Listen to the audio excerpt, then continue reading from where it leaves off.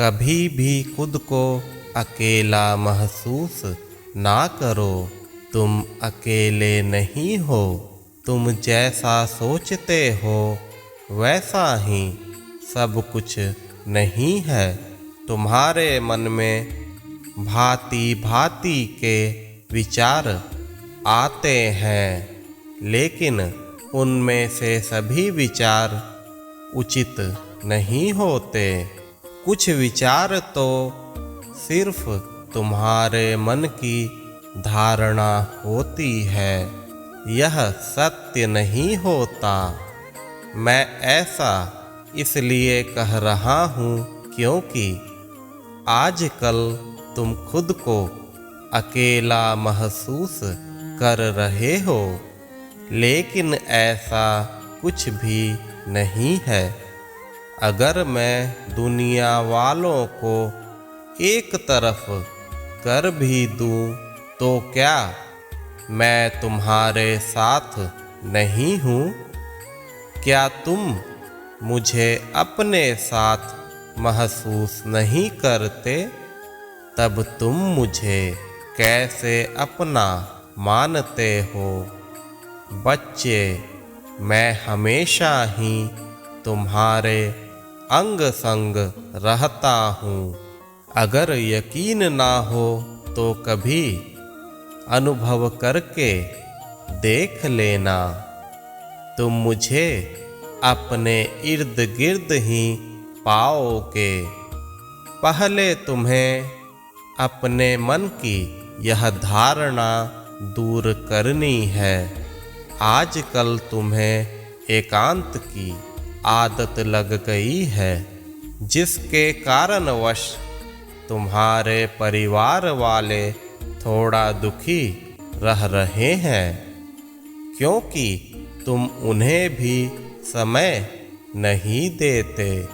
तुम कहीं अकेले में बैठ जाते हो।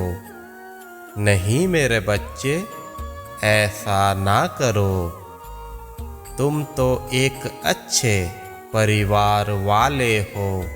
तुम्हारे परिवार के सदस्य तुम्हें कितना ज़्यादा प्रेम करते हैं। कुछ समय उनके लिए भी अवश्य निकालना चाहिए। कुछ खुशियाँ उन्हें भी देनी चाहिए।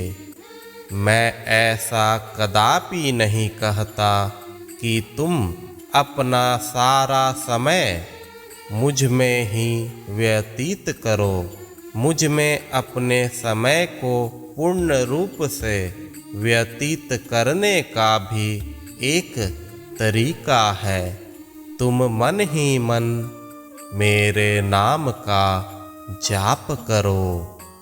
मेरे नाम स्मरण से तुम हर पल मुझे अपने पास ही पाओगे।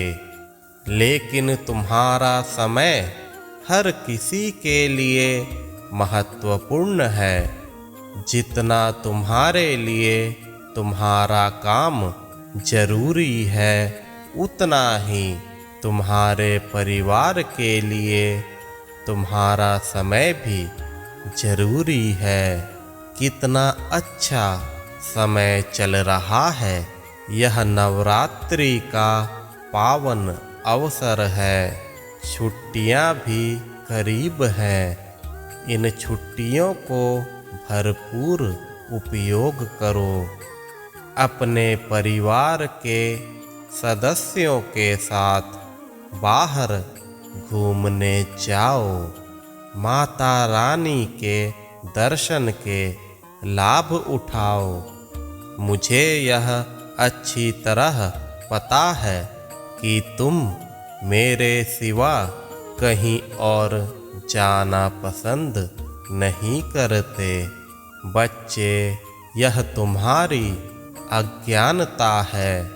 इस संसार में जो भी दृश्यमान है, सब मेरे ही रूप हैं। चाहे उन्हें तुम किसी भी नाम से पुकारो। जब तुम माता रानी के दर्शन करोगे तब तुम्हें माता रानी के रूप में मेरा रूप अवश्य नजर आएगा।